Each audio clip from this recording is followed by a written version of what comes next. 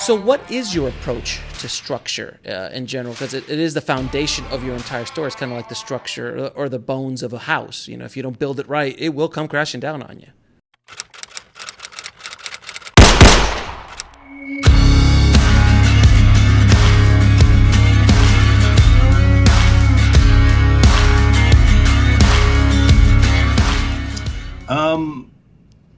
I try to let the structure emerge from the needs of the story. So, for example, the outline. My first two videos are talking about outline, and like this is how you outline like a screenplay. That was largely looking at kind of the prototypical commercial story.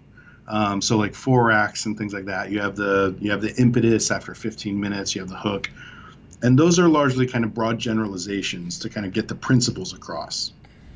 But like the truth of it is I try to adapt the structure. The big questions are always kind of built around the two tent poles of the narrative, which is the dramatic question and the climax. And those two kind of work as like the tent poles that draw they develop the spine of the story. But I don't always necessarily have that presented in the exact same way. Like, for example, right now I'm working on a feature that is the inciting incident is literally the first 30 seconds. Like, you find out what the conflict is immediately. And we don't know anything about the characters, but it's these people who are thrown in the middle of this incredibly frantic situation, which, you know, I love thrillers and I love like tension where you have to act quickly. And it's through the conflict that we start to learn about the characters. And so we never really see them exactly in their normal worlds because their world is thrown completely out of balance. But it's something that's relatable enough that people will kind of, you know, the hope is that people identify with them. And then, you know, imagine what it would be like to be in that situation and then see how these characters are dealing with their inner conflicts through the external conflicts. So because of that, it's like, you know, sometimes you never even see the inciting incident or the impetus on, like, for example, The Road. Did you read that? I didn't read the book, but I saw the movie. Oh, yeah. Read the book. The book's much better, I hear. I mean, I love the movie, too. It's just the book.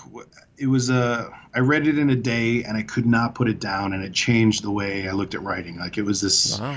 To me, I look at him as kind of a combination of like Hemingway meets Faulkner, where it's, you know, he can be very simple and pragmatic and full of tension, and then also kind of veer off into like the flowery poetry that I love too. So it's anyway.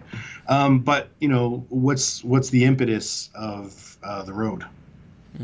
I don't remember. I haven't seen the movie in forever. I haven't seen it. Basically, we're introduced to a father and son who are crossing country. Yeah, and it's just the middle of some post-apocalyptic world.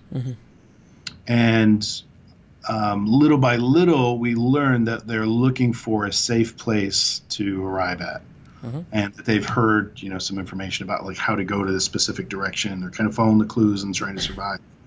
So technically, the inciting incident happened off screen before we ever met them. And that's, you know, it's a great unconventional, simple way to, like, you know, it's almost like it was implied. But the tension and the character and the conflicts they were facing was compelling enough to drive us through the entire narrative. So, like, in a way, like, sometimes I want to have, you know, the traditional, like, the hook, you introduce the characters, you see their normal routine, and then the impetus throws them out of balance. And then they have to make a choice of how are they going to try and solve this problem, and then they learn what the stakes are, and then they cross a threshold into the second act and pursue what they want. Generally, that's a good idea because it has all the elements of like how to draw us in.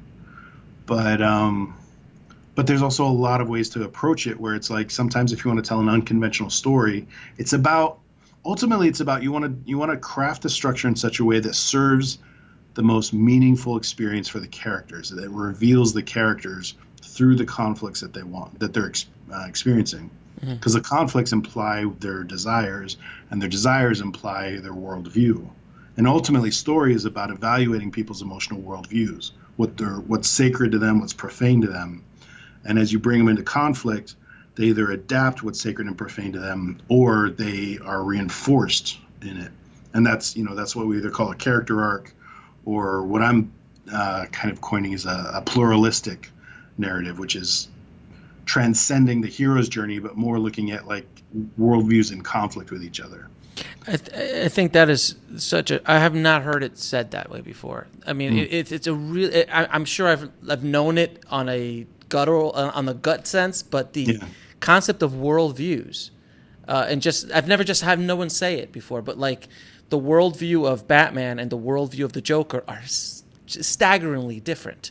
Yeah. And they are the opposite of each other. But I've never heard the world, because I mean, obviously the Joker has an extremely different worldview than Batman, and then you start looking at every, Hans Gruber and John McClane have very different worldviews as well. And if you start looking at everyone, every good villain and hero, their worldviews generally are always on opposite spectrums in many ways. See, that's actually one thing I think made The Dark Knight so incredible, is that the Joker was so fully developed and complex and layers, and it wasn't that he was an anti-hero.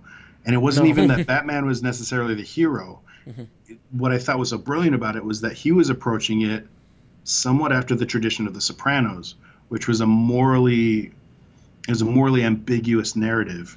Because there were a lot of us that were kind of not necessarily rooting for Joker, but got what he was going for. Like, it was fascinating.